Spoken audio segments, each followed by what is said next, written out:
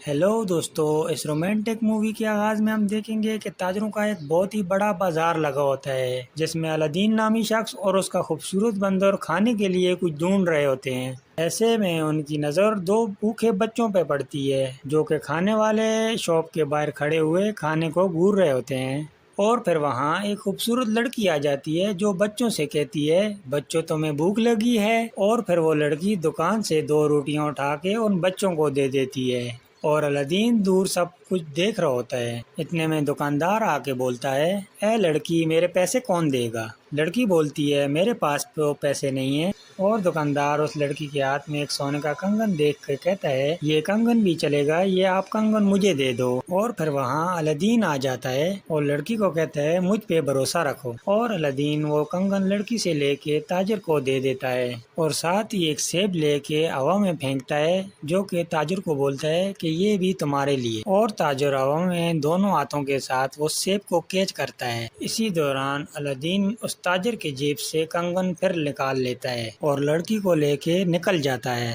دوستو، الادین ایک چور ہوتا ہے جو کہ ان کاموں میں بہت ماہر ہوتا ہے، اور تاجر بعد میں جیب میں دیکھتا ہے تو وہ کنگن اس کی جیب میں نہیں ہوتا۔ پھر تاجر اپنے ساتھ سپاہیوں کو لے کے ان دونوں کے پیچھے بھاگتا ہے، اور پھر الادین اس لڑکی کو چھپتے چھپاتے ہوئے اپنے خفیہ گھر لے جاتا ہے جو کہ باہر سے بہت ہی ویران لگتا ہے اور اندر سے بہت ہی خوبصورت۔ پھر الادین اس لڑکی سے کہتا ہے تم کون ہو؟ تمہارا لباس تو محل کی شہزادی کی ایک کنیز کا لگتا ہے۔ پھر لڑکی کہتی ہے میں محل کی شہزادی کی کنیز ہوں۔ پھر لڑکی الادین سے کہتی ہے میرا کنگن واپس کرو جو کہ میری ماں کی آخری نشانی ہے۔ الادین ابو بندر کو کہتا ہے کہ لڑکی کا کنگن واپس کر دو۔ بندر وہ کنگن چھپا کے کہیں غائب ہو جاتا ہے، اور پھر لڑکی کہتی ہے مجھے جانا ہوگا، محل کی شہزادی کو میری ضرورت ہوگی، اور پھر ناراض ہو کے چلی جاتی ہے۔ اور پھر الادین ابو بندر سے کہتا ہے ابو چوری وہاں نہیں کرنی چاہیے جہاں کسی کا دل ٹوٹے۔ سین میں ہم دیکھتے ہیں کہ الادین محل میں گھسنے کی کوشش کرتا ہے کہ شہزادی کا کنگن واپس۔ دوستو، یہاں پہ ہم آپ کو بتاتے چلیں وہ لڑکی ایک شہزادی ہوتی ہے جو کہ کنیز کا لباس پہن کے بازار میں گھومنے کے لیے آتی ہے، کیونکہ شہزادی کا محل سے باہر نکلنا بند ہوتا ہے، اسی لیے وہ خفیہ لباس پہن کے بازار گھومنے جاتی ہے تاکہ اس کو کہیں کوئی پہچان نہ سکے۔ اسی دوران ہم دیکھتے ہیں کہ محل کا دروازہ کھلتا ہے اور تاجر وہاں کچھ سامان لے کے اندر جا رہے ہوتے ہیں۔ الادین بھی چھپتے چھپاتے ہوئے ان تاجروں کے ساتھ اندر چلا جاتا ہے اور ایک کونے میں چھپ جاتا ہے، اور پھر دیکھتا ہے کہ ایک سپاہی چائے کے برتن لے کے شہزادی کے روم کی طرف جا رہا ہوتا ہے، اور پھر الادین جلدی سے اس سپاہی کو ایک رومال کے ساتھ بیہوش کر دیتا ہے اور سائڈ پہ کر لیتا ہے۔ پھر اس سپاہی کا لباس پہن کے اور چائے کے برتن لے کے شہزادی کی روم کی طرف آگے بڑھتا ہے۔ شہزادی کے روم کے پاس پہنچ کے الادین دروازہ نوک کرتا ہے۔ شہزادی اس وقت اپنے روم میں اکیلی ہوتی ہے، اسی لیے وہ دروازہ خود کھولتی ہے۔ دروازہ کھولتے ہی الادین کو دیکھتی ہے اور حیران ہو جاتی ہے اور اسے بازو سے پکڑ کے اندر لے آتی ہے، اور شہزادی الادین سے کہتی ہے کہ تم یہاں کیا کر رہے ہو؟ اتنے سپاہیوں کے ہونے کے باوجود تم میرے روم تک کیسے پہنچ آئے؟ پھر الادین کہتا ہے میں تو تمہارا کنگن واپس کرنے آیا ہوں۔ پھر شہزادی کہتی ہے کہاں ہے میرا کنگن؟ اور الادین کہتا ہے کنگن تو آپ کے ہاتھ میں لگا ہوا ہے۔ شہزادی اپنے ہاتھ میں کنگن دیکھ کے بہت حیران ہو جاتی ہے اور الادین سے کہتی ہے تم کوئی جادوگر تو نہیں ہو؟ پھر الادین کہتا ہے میں ایسا ہی ہوں۔ پھر کہتا ہے جتنا شہزادی نہیں آئی تو ہم دو تین باتیں کر سکتے ہیں۔ شہزادی کہتی ہے نہیں، شہزادی آنے والی ہے۔ اتنے میں اور شہزادی آ جاتی ہے جو کہ ایک کنیز ہوتی ہے اور پوچھتی ہے چائے کس نے منگوائی ہے؟ شہزادی بولتی ہے چائے میں نے منگوائی ہے۔ الادین شہزادی کا لباس دیکھ کے کچھ شک میں پڑ جاتا ہے اور دل میں سوچتا ہے کہ یہ تو کنیز نہیں ہو سکتی۔ شہزادی الادین سے کہتی ہے کہ ابھی تم جاؤ اور رات کو آنا۔ پھر الادین کہتا ہے میں ضرور آؤں گا۔ یہ بول کے الادین دروازہ کھول کے باہر نکل جاتا ہے۔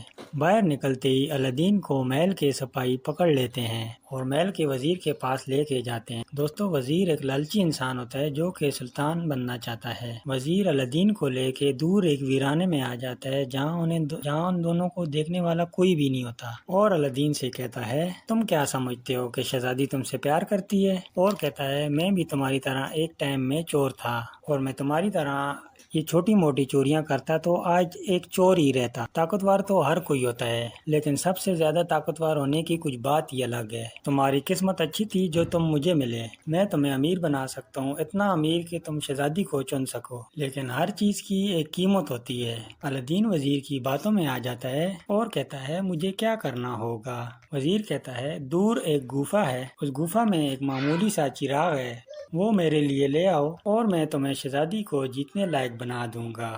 تم شہزادی کے لیے ابھی کچھ نہیں ہو لیکن سب کچھ بن سکتے ہو۔ اور اگلے سین میں ہم شہزادی کو دیکھتے ہیں جو کہ محل میں کھڑی الادین کا انتظار میں ہوتی ہے اور کنیز سے کہتی ہے اس نے وعدہ کیا تھا کہ میں آؤں گا۔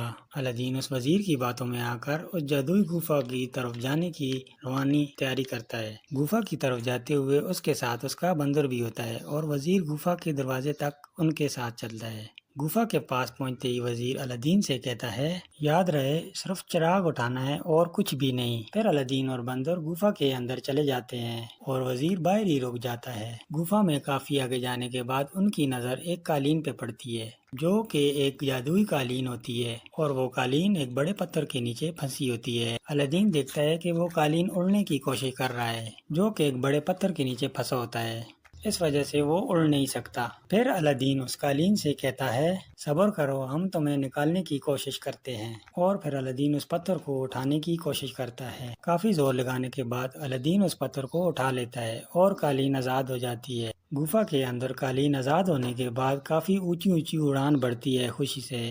پھر الادین اور بندر کے گلے لگتی ہے اور ان کا شکریہ ادا کرتی ہے۔ پھر الادین اور بندر آگے بڑھتے ہیں چراغ کی تلاش میں۔ جیسے جیسے یہ آگے جاتے ہیں، آگے جاتے جاتے انہیں بہت سونا چاندی اور ہیرے جواہرات نظر آتے ہیں جو ہر جگہ بکھرے پڑے ہوتے ہیں، اور الادین بندر سے کہتا ہے ابو یاد رہے کسی چیز کو ہاتھ نہیں لگانا۔ پھر آگے بڑھتے ہیں۔ کافی آگے جانے کے بعد الادین کو ایک بڑی چٹان نظر آتی ہے جو سونے چاندی ہیرے جواہرات سے بھری پڑی ہوتی ہے۔ اس چٹان کے اوپر الادین کو چراغ نظر آ جاتا ہے جو کہ بہت ہی اوپر جگہ پہ پڑا ہوتا ہے۔ الادین اس چٹان پہ اوپر چڑھنے کی کوشش کرتا ہے۔ کافی محنت اور ہمت کرنے کے بعد الادین اس چوٹی پہ پہنچ جاتا ہے جہاں پہ ایک خوبصورت چراغ پڑا ہوتا ہے۔ ایسے میں نیچے بندر کھیل کود میں لگا ہوتا ہے۔ الادین جیسے ہی چراغ اٹھاتا ہے وہاں نیچے بندر کے پاؤں کے ساتھ ایک بڑے ہیرے کو ٹھوکر لگ جاتی ہے اور وہ ہیرا نیچے گرنے لگتا ہے، اور بندر ڈر کے اس ہیرے کے پیچھے چھلانگ لگا دیتا ہے اور ہیرے کو پکڑ لیتا ہے۔ جیسے ہی اس بندر کا ہاتھ اس بڑے ہیرے کے ساتھ لگتا ہے تو ایک جوالا مکھی پھٹتا ہے اور ہر طرف آگ کا سیلاب پھیل جاتا ہے۔ تو الادین اس چراغ کو لے کے باہر کی طرف بھاگتا ہے اور یہ دونوں خود کو بچاتے ہوئے اور بھاگتے ہوئے ایک بڑی چوٹی سے گر جاتے ہیں، اور پھر وہاں جادوئی قالین آ جاتا ہے اور ان کی مدد کرتا ہے۔ جادوئی قالین ان دونوں کو اپنے اوپر بٹھاتے ہوئے گفا کے دروازے تک لے جاتا ہے، وہاں ان دونوں کو اتار کے خود واپس چلا جاتا ہے جہاں آگے وزیر کھڑا ہوتا ہے۔ وزیر الادین سے کہتا ہے چراغ دو۔ الادین کہتا ہے مجھے پہلے باہر کھینچو۔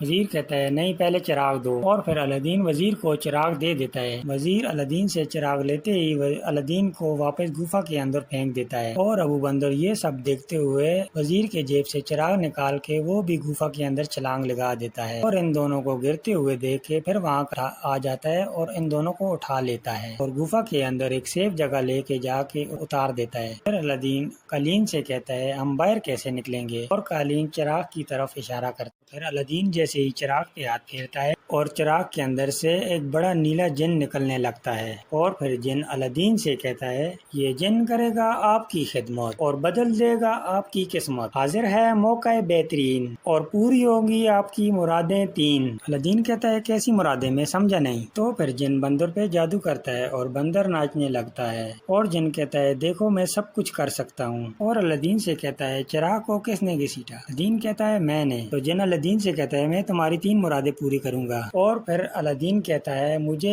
ابو بندر اور قالین کو یہاں سے باہر نکالو، اور پھر وہ خوبصورت جن ان تینوں کو جادو کر کے وہاں سے باہر نکال لیتا ہے، اور پھر باہر نکل کے جن الادین سے کہتا ہے تمہاری 1 مراد پوری ہو گئی، باقی 2 مرادیں بتاؤ وہ میں پوری کروں پھر میں جاؤں۔ پھر الادین کہتا ہے مجھے تھوڑا وقت دو، میں نے ابھی سوچا نہیں۔ جن کہتا ہے سوچو سوچو میرے پاس وقت بہت ہے۔ پھر الادین کہتا ہے مجھے اپنی مرادیں یہی مانگنی پڑیں گی یا تو میں تمہیں اپنے گاؤں لے جا سکتا ہوں؟ تو جن کہتا ہے نہ نہ نہ، میں پوری طرح لوگوں میں گھل مل سکتا ہوں، کام آدمی کی طرح۔ پھر الادین کہتا ہے اگر میری جگہ تم ہوتے تو تم کیا مانگتے؟ جن کہتا ہے یہ تو آج تک کسی نے نہیں پوچھا، اور پھر جن جواب دیتا ہے میں تمہاری جگہ ہوتا تو آزادی مانگتا، میں آزاد ہونا چاہتا ہوں۔ الادین کہتا ہے تم خود اپنے آپ کو کیوں آزاد نہیں کرتے؟ اور جن ہنستے ہوئے جواب دیتا ہے اگر کوئی چراغ کا مالک چراغ کو گھسا کے مراد مانگے میرے آزاد ہونے ہونے کی، لیکن ایسا کبھی نہیں ہوا۔ تو الدین کہتا ہے میں تیار ہوں، میں اپنی تیسری مراد تمہیں آزاد کرنے کے لیے مانگ سکتا ہوں۔ اور جن کہتا ہے دیکھو مرادوں کا بھی یہی مسئلہ ہے، جتنی بھی ہوں ہمیشہ کم لگتی ہیں۔ الدین کہتا ہے میں تو ایسا نہیں ہوں۔ پھر جن کہتا ہے یہ تو وقت ہی بتا سکتا ہے۔ الدین کہتا ہے میرے دل میں کچھ ہے۔ جن مسکرا کے بولتا ہے کون ہے وہ حسینہ؟ الدین کہتا ہے وہ ایک شہزادی ہے۔ اور پھر الدین جن کو ساری کہانی سناتا اور کہتا ہے کہ وہ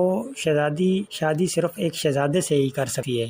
پھر الدین جن سے کہتا ہے تم مجھے شہزادہ بنا سکتے ہو؟ جن کہتا ہے چراغ اٹھاؤ اور مراد مانگو، میں تمہیں شہزادہ بنا سکتا ہوں۔ چراغ اٹھاتا ہے اور مراد مانگتا ہے، میری مراد ہے کہ میں ایک شہزادہ بن جاؤں۔ اور جن جادو کر کے اس کو ایک خوبصورت شہزادہ بنا دیتا ہے۔ الدین جن سے کہتا ہے ہماری سواری کون سی ہوگی؟ تو جن کہتا ہے ہم بندر پہ تو نہیں جا سکتے۔ اور پھر جن بندر پہ جادو کرتا ہے اور بندر کو گدھا اور گدھے سے ہاتھی بنا دیتا ہے۔ پھر یہ دونوں ہاتھی پہ سوار ہو کے اپنے گاؤں کی طرف روانہ ہو جاتے ہیں۔ گاؤں کے قریب پہنچتے ہی جن جادو سے لشکر تیار کرتے ہیں جو شہزادے کے ساتھ ہوتی ہے۔ اس لشکر کے ساتھ وہ اپنے گاؤں میں گھستے ہیں۔ گاؤں والے کھڑے ہو کے بہت ہی حیران سے دیکھتے ہیں شہزادی کی طرف، جو کہ خوبصورت لباس اور خوبصورت لشکر اور خوبصورت جانوروں کے ساتھ محل کی طرف جا رہا ہوتا ہے۔ اور وہاں بادشاہ کو پتہ چل جاتا ہے کہ کوئی شہزادہ میری بیٹی کو دیکھنے آ رہا ہے۔ تو بادشاہ اپنی بیٹی کے ساتھ اپنے باغیچے میں آگے کھڑا ہو جاتا ہے ان کا استقبال کرنے کے لیے۔ اسی دوران الدین اپنے لشکر کے ساتھ محل میں پہنچ جاتا ہے اور بادشاہ کو آداب کہتا ہے۔ بادشاہ کہتا ہے آپ سے مل کے بہت خوشی ہوئی۔ الدین کہتا ہے آپ سے بھی مل کے بہت خوشی ہوئی بادشاہ سلامت۔ الدین جو کہ شہزادے کے روپ میں ہوتا ہے، وزیر الدین سے پوچھتا ہے کہاں ہے آپ کا ملک؟ الدین کہتا ہے دکشن میں، اتر اور دکشن کے بیچ میں، نقشے میں آپ ڈھونڈو گے تو آپ کو مل جائے گا۔ بادشاہ وزیر سے کہتا ہے دنیا کتنی تیزی سے بدل رہی ہے۔ الدین بادشاہ سے کہتا ہے ہم آپ کے لیے تحفے لے کے آئے ہیں، اور تالی بجاتا ہے۔ غلام تحفے لے کے اندر آ جاتے ہیں۔ الدین کہتا ہے ان تحفوں میں مثالیں اور چھوٹے چھوٹے سونے کے چمچے ہیں، اور بادشاہ کے لیے کھجور کا مربع جو کہ اسپیشل بادشاہ کے لیے بنا کے ہم لے کے آئے ہیں۔ پھر شہزادی کہتی ہے یہ بیش قیمتی تحفے دے کے آپ کیا خریدنا چاہتے ہو؟ آگے سے الدین کہتا ہے میں آپ کو خریدنا چاہتا ہوں۔ اور شہزادی کہتی ہے میں آپ کی نظر میں بکاؤ ہوں۔ پھر شہزادی کہتی ہے مجھے جانا ہوگا، مجھے بھوک لگی ہے، اور شہزادی چلی جاتی ہے اپنے روم کی طرف۔ پھر بادشاہ سلامت کہتے ہیں شہزادے علی آج رات آپ ہمارے مہمان ہیں، ابھی آپ آرام کریں، رات کو جشن میں ملاقات ہوگی۔ الدین کہتا ہے جی جناب، آپ کا حکم سر آنکھوں پہ، ہم ضرور آئیں گے۔ پھر اگلے سین میں رات کا جشن دکھایا جاتا ہے، اور پھر وہاں وزیر آ جاتا ہے جو کہ الدین کو شہزادہ علی سمجھتا ہے، اور الدین سے کہتا ہے آپ سے 2 منٹ بات کرنی ہے، وزیر کو آپ باہر بھیج دیں۔ اور پھر جن سائڈ پہ ہو کے کھڑا ہو جاتا ہے۔ وزیر شہزادے علی سے کہتا ہے آپ کے دل میں بہت کچھ پانے کی چاہت مجھے آپ کے دل میں نظر آتی ہے۔ شہزادہ علی وزیر سے کہتا ہے میں تو آپ کو جانتا نہیں۔ وزیر کہتا ہے میں جعفر ہوں، اس سلطنت کا وزیر۔ پھر وزیر کہتا ہے آپ کو بہت کچھ پانے کی کوشش میں آپ کی مدد کر سکتا ہوں۔ شہزادہ علی کہتا ہے بہت شکریہ، شہزادی میرا انتظار کر رہی ہے، ابھی مجھے جانا ہوگا۔